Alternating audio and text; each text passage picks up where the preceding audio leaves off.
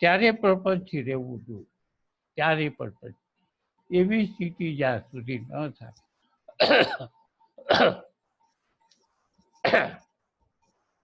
ન થાય ત્યાં સુધીમાં પ્રપંચથી દૂર રહેવું.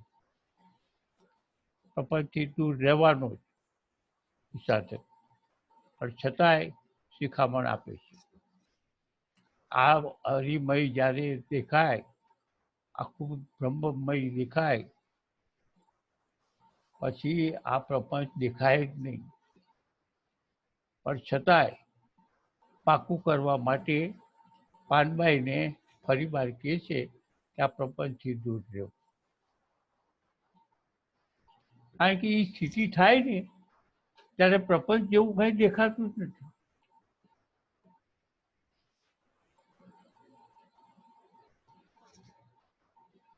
આખું જગત જ્યારે બ્રહ્મમય દેખાય ત્યારે પ્રપંચ દેખાય જ નહીં, કારણ કે એ બ્રહ્મમય જ છે.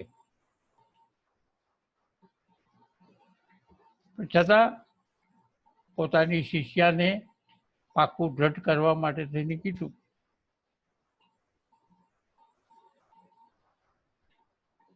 મોહ સગળો મોહ સગળો પછી છોડી દેવો ને હરિ ભાળવા ભરપૂર.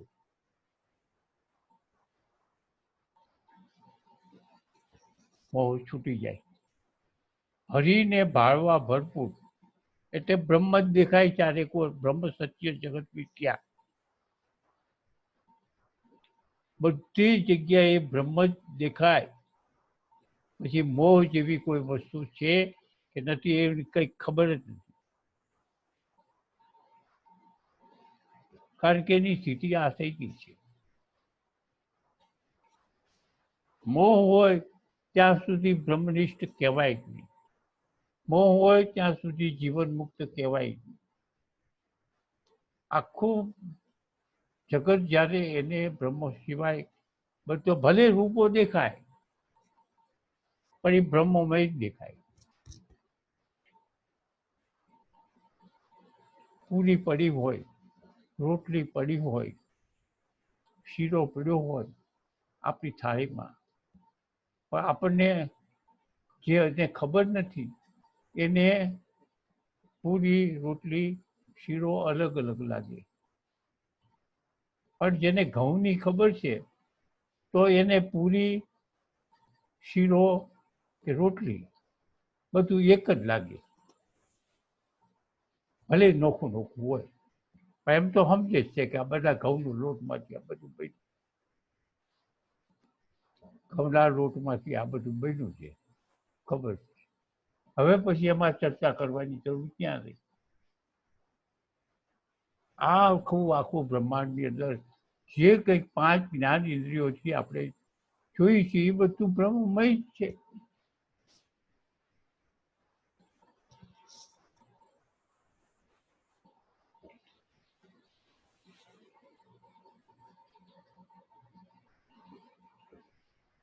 હા, મોહ સગળો છોડી દેવો અને ભાળવા ભરપૂર. પછી મોહ રહેતો નથી, છતાંય દ્રઢ થાય એટલા માટે કે છે મોહ છોડી દેવો. મોહ છૂટી ગયો હોય ત્યારે જ આ સ્થિતિ થાય. મોહ હોય ને ત્યાં સુધી આ સ્થિતિ ન થાય. હવે મોહ છોડી દીધો પછી હરિ ભાળવા ભરપૂર. એ સમજાઈ જાય એવી વાત છે. હરિ ભાળવા ભરપૂર એ આખું વાક્ય છે. એમણે દેશી ભાષામાં જે કીધું છે તમે સમજી શકો એવી વાત છે. હરિ ભાળવા ભરપૂર એટલે તમે સદાય બ્રહ્મમાં જ રહો. આમ એમનો કહેવાનો મતલબ આમ છે, સદાય બ્રહ્મમાં જ રહો. હવે બ્રહ્મમાં જ છે, બ્રહ્મ જ્ઞાન થઈ ગયા પછી એ પોતે બ્રહ્મમાં જ છે.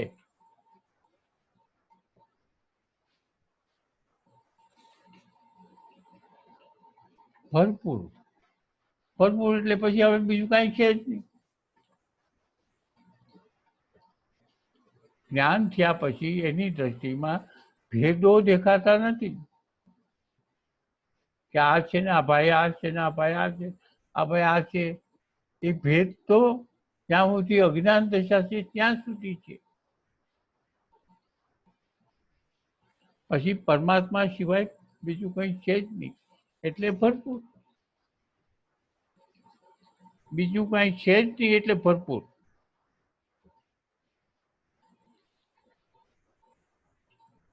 મોહ સગડો પછી છોડી દેવો અને હરિભાળવા ભરપૂર. ફાયરે મેળો મંડપ કરવા નહીં અને ઈ છે અધૂરિયાના કામ.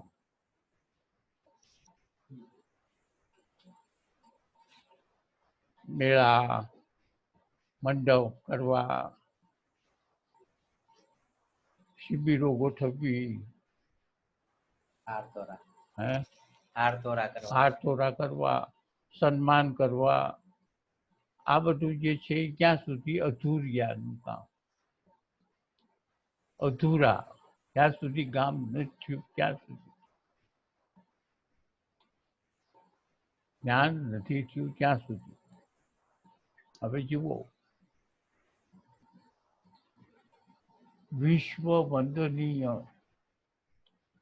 બરોબર ધ્યાન રાખજો. વિશ્વ વંદનીય, પ્રાંત સ્મરણીય શ્રી શ્રી મોરારી બાપુ.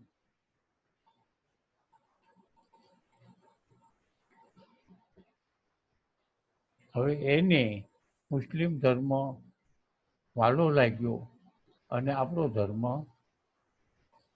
અળખામણો લાગ્યો કે બરોબર નથી. એ રીતે એ બોલ્યા.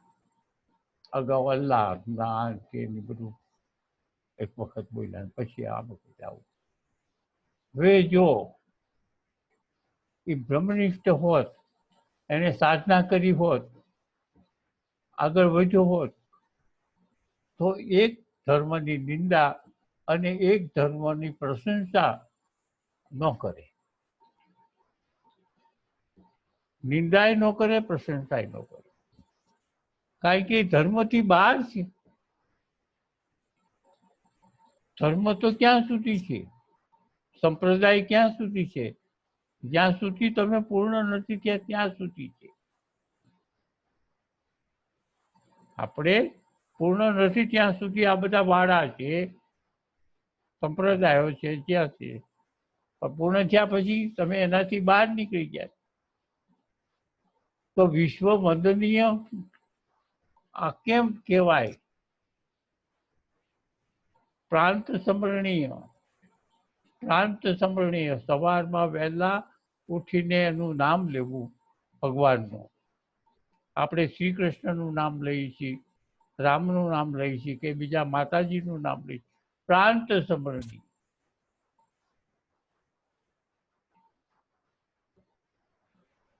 એટલે ગંગા સતી પાછે તેલ નાખે કે આવી સ્થિતિ થાય નહીં. એક વખત વિશ્વ વંદનીય થયો અને બીજી વખત માર ખાય કોકનો,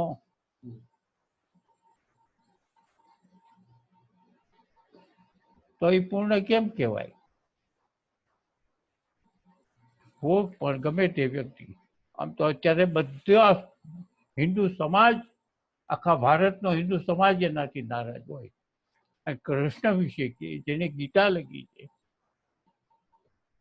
જેને ભગવદ્ ગીતા લખી છે, અને આજે દુનિયામાં ગીતા વંચાય છે, એને દારૂડિયોનો આવો તેવો કહી દીધો. વિચાર તો કરો. મહાભારતનું યુદ્ધ,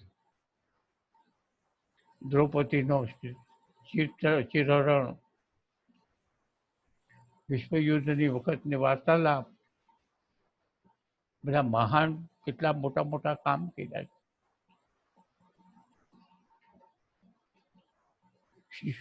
શિશુપાળનો વધ, અને એને ગમે તેમ બોલી નાખવું. તમે વ્યક્તિગત તરીકે ગણો તોય મહાન છે. ભગવાન ન ગણો, ખાલી વ્યક્તિ તોય મહાન છે.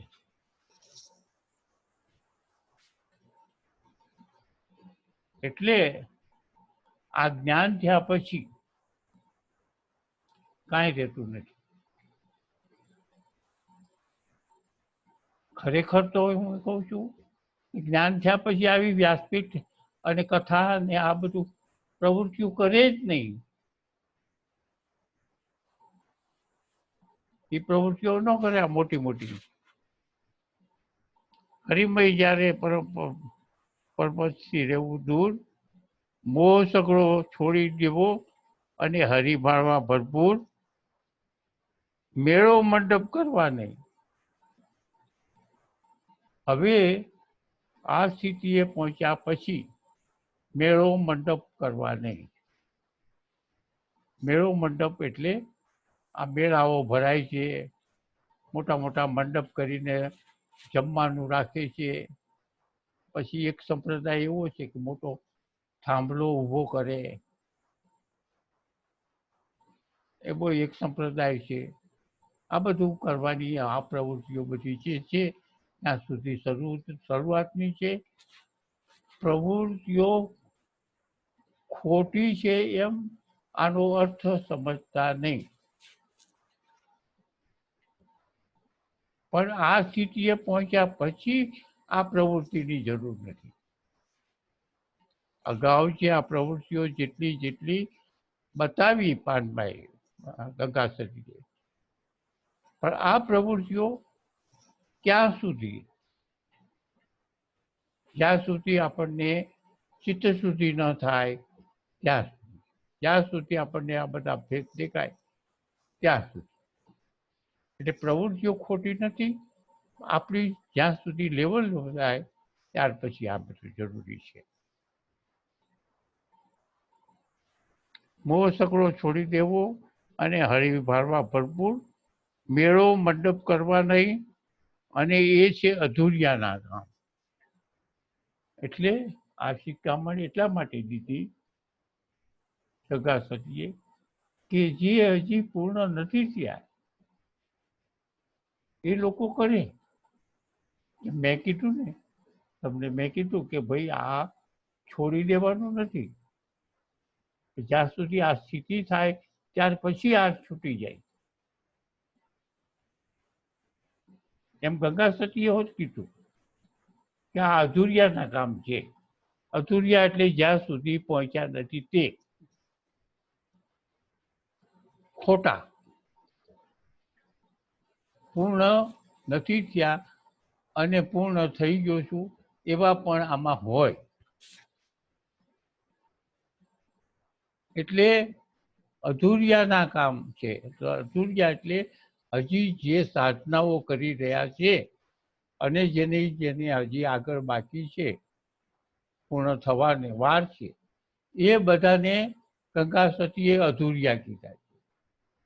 હું પણ એમને હજી અપૂર્ણ કહું છું. એ બધા અપૂર્ણ છે અને અપૂર્ણ છે એને સાધનાની જરૂર છે. અધૂરિયા શબ્દ તમને જરા તોછડો લાગે, પણ એ વખતે તો વપરાતો હતો એમના સમયમાં. ખાલી તોછડો ન લાગે એટલા માટે જ આપણે અપૂર્ણ કહી અને એમણે અધૂરિયા કીધા. આ જ વાત છે.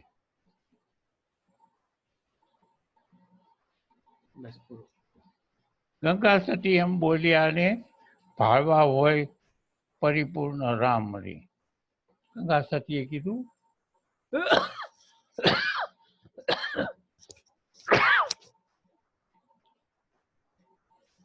હવે આ સ્થિતિ થયા પછી ભાળવા. હવે એમણે જે એમના વખતમાં જે સમજાવવાની પદ્ધતિ હોય ત્યારે એમણે ભાળવા શબ્દ વાપર્યો છે. પણ આપણે એ ભાળવા શબ્દનો અર્થઘટન એટલે હું તમને ભાળું છું, તમે મને ભાળો છો, હું તમને જોઉં છું, તમે મને જોવો છો, એ સ્થિતિ એ ભાળવા, આંખેથી જે જોવું એને ભાળવા, એવું 150 વર્ષ પહેલા બોલાતું હતું. ભાળવું, હું તને ભાળું છું, તમે મને ભાળો છો, એટલે હું તમને જોઉં છું. પરમાત્માને ભાળવા. હવે ભાળવા એ શબ્દની જગ્યાએ જ એમને એમ કહે છે કે અનુભવવા. ગંગા સતીનું કહેવાનું એ થાય, તમે એ ટાઈમે તમે પરમાત્માને અનુભવો છો. કારણ કે આ એવું કોઈ નથી કે ભાળે, વ્યક્તિ હોય તો ભાળે. આ તો એમ જ છે, સીધા નિરાકાર છે, નિર્ગુણ છે, સર્વત્ર છે, સર્વકાળે છે. આવા જે પરમાત્મા છે એ તો ખાતરી છે. તો એ ખાતરી છે તો આમ તો ભાળે નહીં. તો એ ભાળવાની જગ્યાએ આપણે શબ્દ વાપરીએ છીએ અનુભવવા.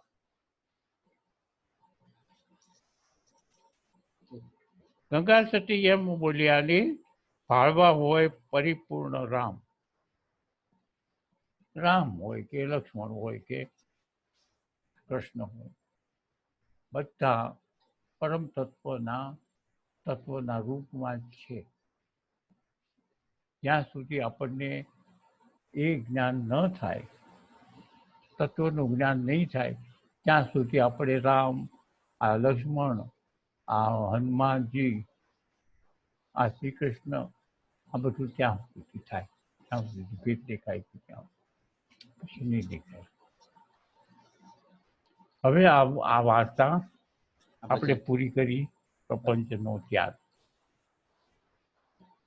કેટલું છે ટાઈમ? 5 મિનિટ. 5 મિનિટ. હવે 5 મિનિટ છે અને એમાંથી જે પ્રશ્નો પૂછવા હોય સરસ છે.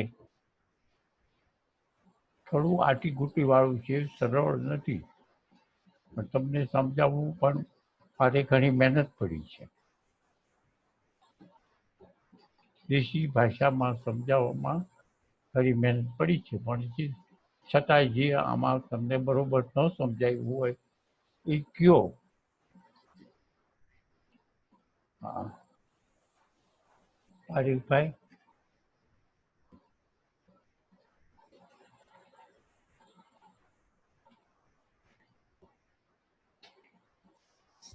કયો કાંઈક. હરિભાઈ તો કાલે આવે છે એટલે કાલ કહી દઈએ છે.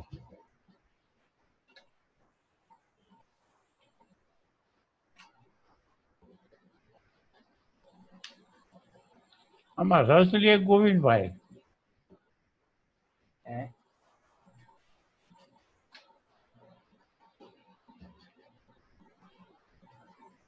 કોઈ પણ વ્યક્તિ કહી શકે છે સંકોચ રાખ્યા વગર.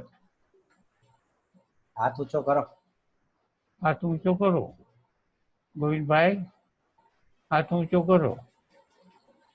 હા, કીધો.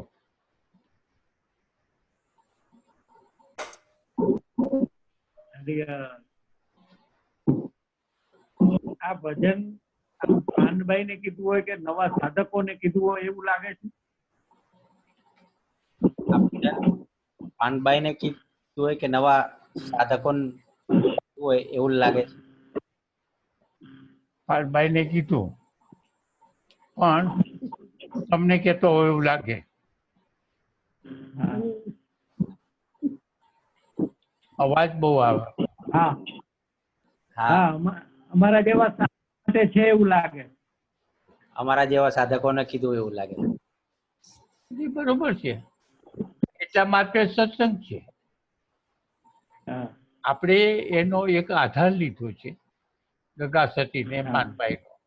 એ આધારે આપણે અત્યારે દરેક વ્યક્તિ જે છે અત્યારે 35 ભાઈઓ બહેનો છે. એ 35 ભાઈઓ બહેનો એ પોતે પોતાની જાતને આ સાંભળીને પોતાની જાતને સમજવાનું છે કે હું ક્યાં છું. હું ક્યાં છું અને હવે મારે કેટલો સુધારો કરવાનો છે, એટલા એનું નામ સત્સંગ. પણ જો સુધારો ન થાય અને એમને મવાય તો સત્સંગ એનું નથી. સત્સંગ જ છે. અને તમે ગમે એવું ખાલી ભાષામાં, સારી ભાષા, આ સત્સંગની ભાષા કે ન આવડતી હોય, તમે છતાંય તમે પૂછો, જે ભાષામાં જે સમજાતું ન હોય એવું તમે સંકોચ રાખો છો. પણ મૂળ તો શું છે?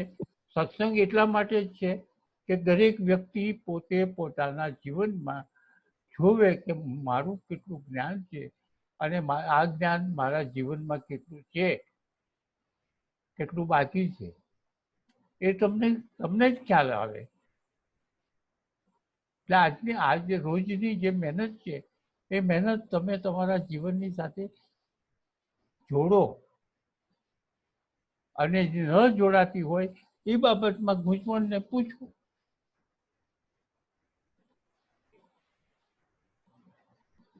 સંકોચ રાખ્યા વગર મને આવું પૂછતા આવડશે કે નહીં આવડે, આ ખરાબ કહેવાય છે. આપણે 35 જ જણા છીએ, એમાં ખરાબ કહેવા જેવું કાંઈ છે જ નહીં. હવે હર્ષાબેન, એક આ ભાઈ પૂછે છે. વિરેનભાઈ પંડ્યા. હા, બોલો વિરેનભાઈ. હરિહર સ્વામીજી. હરી. સ્વામીજી, આપણે સત્સંગમાં એમ સાંભળ્યું કે ચિત્ત શુદ્ધિ થયા પછી, પરિપૂર્ણ થયા પછી આપણે અમુક વસ્તુઓ જે પગથિયા પેટે કરતા હોઈએ, જેમ કે ભજન સિમરન કરતા હોઈએ કે મંદિરે જતા હોઈએ, યાત્રા કરતા હોઈએ, તો એ નહીં કરવી. અને બહાર નીકળવું નહીં, અલગ અલગ પ્રકૃતિના લોકોને મળવું નહીં. એટલે આ બધું આપણે ત્યાર પછી નો સમય હોય. પણ અત્યારે અમે જે સાધક હજી તો રસ્તામાં છીએ, તો એ સાધકોએ જે વસ્તુઓ ધ્યાન રાખવાની હોય, જેમ કે તમે કીધું કે સુરતામાં રહેવાનું અને નિર્મળ ભોજન ખાવાનું, સમયનું ધ્યાન રાખવાનું, સુવાનું, ઉઠવાનું, ધ્યાન કરવાનું, તો એ બધી વસ્તુઓ પર જરા કયો તો સારું એમ. હા, ઠીક. હવે જુઓ, સાધના એટલે ધ્યાન કરો, માળા કરો, ગમે જે કરતા હોય તે અંતકરણથી પહેલી તો વાત. હવે ઘણી વખત હું કહું છું કે તમે સાધના દરમિયાનમાં કોઈને ઘરે ખાવા જાઓ, હવે જેમાં જમીન બીજે દિવસે તમે સાધનામાં બેસજો તો તે દિવસે તમારી જે આગલા દિવસની સાધના થઈ તેવી નહીં થાય. એનું કારણ એ છે કે એનો જે કંઈક પૈસો કઈ રીતે આવ્યો અને એ પૈસાથી તમે જેમાં, એટલે તમને તમારા જે વિચારો બધા ફરી ગયા. આવું બને છે અને વારંવાર આવું બને છે. તો સાધનામાં હવે આવી રીતે લગ્નમાં ગયા, કોઈ મિત્રને ઘરે ગયા, અથવા તો તમે ભલે જાત્રાએ ગયા, જાત્રાએ ન જવું એમ એ નથી, જાત્રાએ જવું એમ પણ છે.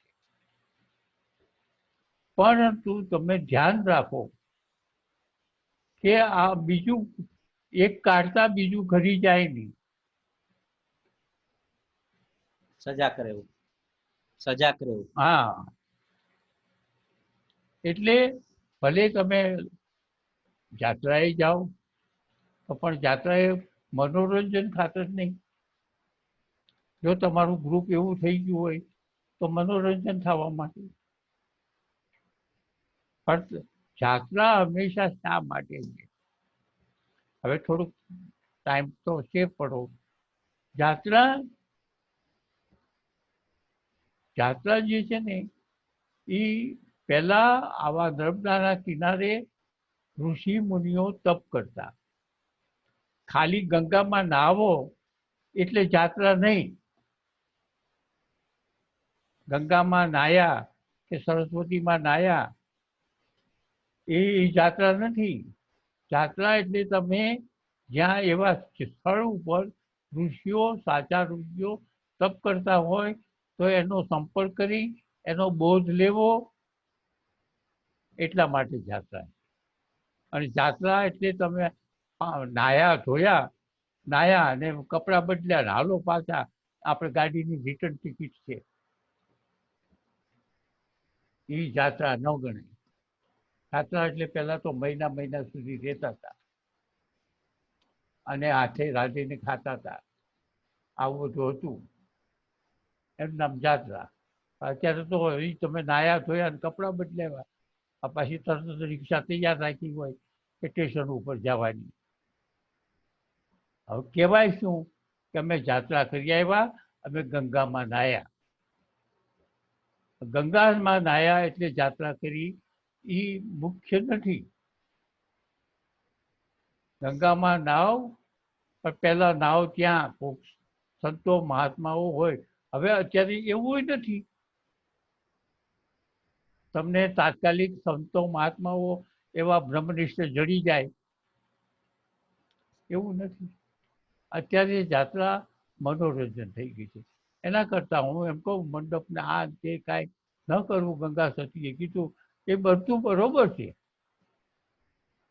એકાંતમાં બેસીને તમે સાધનાઓ કરી જાઓ, કોઈને ઘરે ખાવાનું, લગ્ન પ્રસંગમાં જવાનું, આ બધું તમારી સાધનામાં વિઘ્ન છે. જો પરમાત્માની પ્રાપ્તિ લક્ષ્ય નક્કી થઈ ગયું છે કે બીજું કંઈ છે જ નહીં મારે, એના માટે આ હું કહું છું એ મુખ્ય છે. મુખ્ય બોલો, બીજું કાંઈ પૂછું?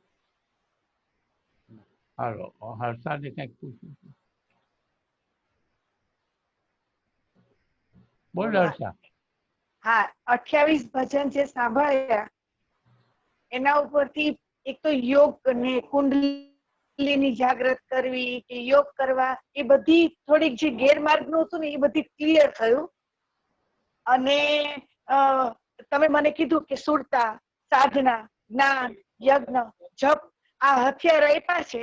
અને હવે આ પગદંડી પર તમારા હિસાબે 3.5, મારા ઘરમાં રહીને 7 વર્ષે ચિત્ત સુધી થશે કરી ઈશ્વર પ્રાપ્તિને રસ્તે જઈશ ખરી.